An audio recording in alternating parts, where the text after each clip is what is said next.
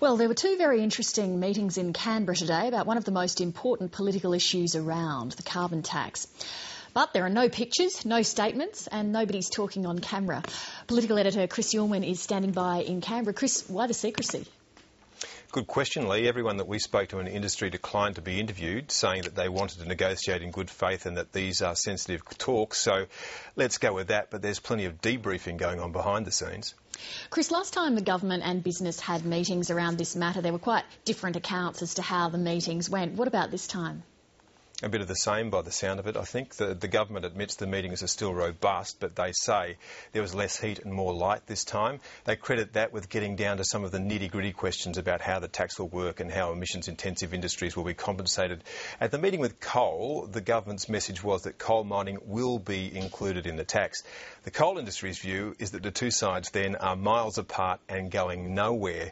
There are apparently long and detailed discussions on how mines are financed. The industry argue that capital is rationed based on the best value projects, so it says that taxing them would reduce the value of each and the opportunity cost would be jobs.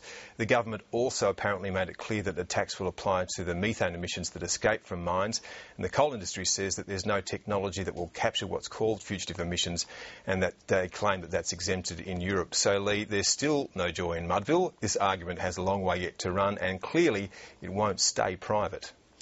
OK. Chris, on another subject, the government appointed a new chief scientist today after some controversy. That's right. The former chief scientist, you might recall, Professor Penny Sackett, resigned unexpectedly last month. She gave few hints as to why, except to say that it was for personal and professional reasons. Now, the former Vice-Chancellor of the Australian National University, Professor Ian Chubb, will take up the job, and anyone who's ever met him will tell you that you wouldn't give any job to Ian Chubb if you wanted a shrinking violet.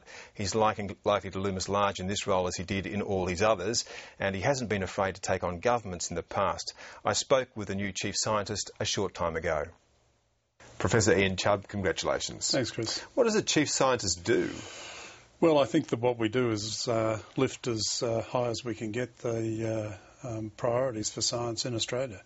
So it's within the community, working, informing, telling people why things are done, how they're done, what the value is. It's working with politicians to do the same and hopefully to get them to lift it up as a seriously high priority in their overall list of priorities. And I think, importantly, it's about bringing forward evidence that's based on science into public policy, so that when policy is developed, it's based on something, real and useful and that will endure. Well, I'm talking to politicians. Will you provide frank and fearless advice to the Prime Minister? Well, I've never been called timid, Chris, so I guess there's a fair chance that I will, yeah. And so if the government was to cut research funding by $400 million, would you speak out about that? Well, this is an extraordinarily hypothetical question you're asking me, but I guess in principle I would be saying that my position is really to advocate for the sector, for research, for development, for innovation. And so I'd be disappointed if that were to happen, yeah. Because you've taken on Prime Ministers before, haven't you? At the ANU, you did take on the government over their attitude towards compulsory student unionism. Yeah. And, I think you've got to stand for something, don't you? I mean, I've tried to in my life, privately as well as professionally, so that this is what I stand for, this is what I believe we should be doing, and what I believe to be right. That sometimes has to be modified as you get more information, but as a broad principle, I think you stand up for what you believe in, and I believe that was the wrong decision. You had a good relationship with Kevin Rudd. Do you have a good relationship with Julia Gillard? Yeah, pretty well, really. I mean, I've met her several times since when she was Education Minister, since she became Prime Minister. I've said before that, in this job I wouldn't expect to meet with her simply to persuade her that the Sydney Swans are the team to support. But I would, anticipate seeing her when I had something real to say. Because that seemed to be a problem with the former chief scientist. She did say that she only met Kevin Rudd once and never formally met Julia Gillard. Yeah, well, I don't know why that was, and I've spoken to Penny. I spoke to Penny yesterday. We'll have a coffee later this week. I guess she'll tell me how she saw the job, but as I've said also before today, that I will do it differently from her. And I'm me, she is she, and she did it differently from her predecessor. And we have different networks, different relationships, different as it were, we know different people. So She also said that more leadership was needed on climate change. Do you think that it's your role to provide that? Well, I think it's my role to make sure that the people who have real deep and long-standing knowledge in the field are out there speaking and informing. I could never be the expert on climate change that you would find in somebody who's been working on it for 25 years. I mean, it's just not possible.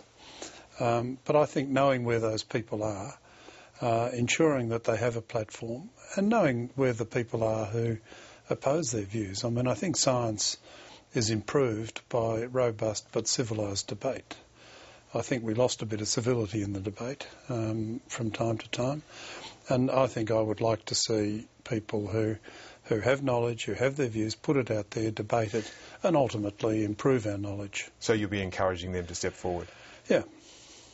And providing forums for them, perhaps? I expect so. I mean, I think on a whole raft of issues, though, I think climate change is clearly important, and it's clearly going to be something that politicians have to grapple with politically, and that's not my job. My job is to make sure that the scientists who know as much as there is to know, whatever perspective it is that they bring, have got an opportunity to put it out there. Now, you can't have good science without having good universities, and you are uniquely placed to know whether or not our universities are well funded enough to give us good scientists. Are they?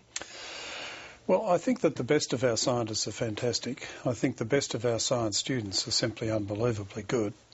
Have we got enough of them? Maybe not. I mean, if you look at Minister Carr's speech today, where he was looking at the workforce, the future research workforce needs, then we need a lot, and we need a lot more. And so I think that we are going ultimately to have to identify how do we get the numbers of people in the scientific disciplines that we need as a nation to do the job that the nation needs.